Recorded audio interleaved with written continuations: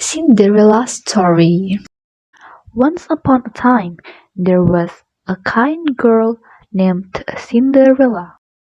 All of the animals loved her, especially two mice named Gus and Zack. They do anything for the girl they called Cinderella.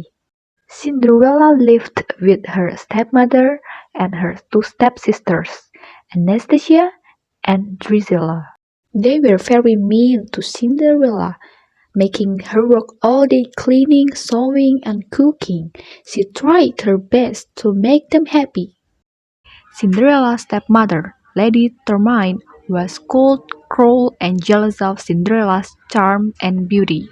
She enjoyed giving Cinderella extra chores to do, such as bathing her cat Lucifer. One day, a messenger arrived with a special invitation. There was going to be a royal ball at the palace. The king wanted his son to find a bride. Every young woman in the kingdom was invited, including Cinderella. Cinderella was very excited about the ball. In the attic, she found a dress that had belonged to her mother. It was a big old-fashioned, but Cinderella could make it beautiful. Lady Tremaine didn't want Cinderella to go to the ball. She wanted the prince to meet Anastasia and Drizella. Maybe he would marry one of them. Lady Tremaine kept Cinderella busy with chores that would take her all night to finish. While Cinderella was working, the mice and birds fixed her dress. They added ribbons and beads that the two stepsisters had thrown away. Working together, the animals turned a simple dress into a fabulous gown. Cinderella was overjoyed when she saw the dress. Now she could go to the ball. "Oh, thank you so much," Cinderella sighed to Gus, Zack, and the birds. When the stepsisters saw their old ribbons and beads on Cinderella's dress, they flew into a rage. They ripped the dress and pulled off the beads. Lady Tremaine didn't stop them. Cinderella's dream of going to the ball was true. Cinderella ran away to the garden to cry. Suddenly, her fairy godmother appeared. With a wave of her wand, she turned a pumpkin into an elegant coach. Cinderella could now go to the ball, but her dress was still ruined. "Bibbidi-bobbidi-boo," said the fairy godmother, waving her wand again.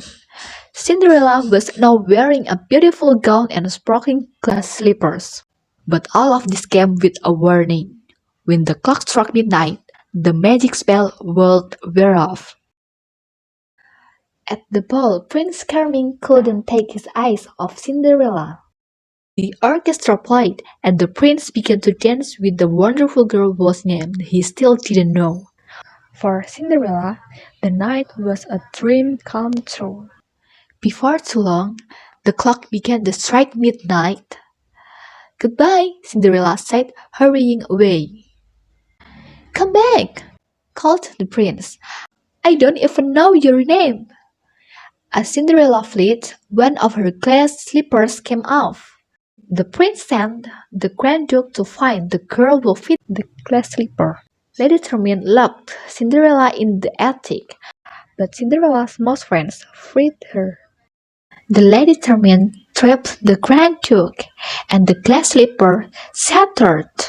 But Cinderella had the other in her pocket, and it fit. Cinderella and the prince were soon married.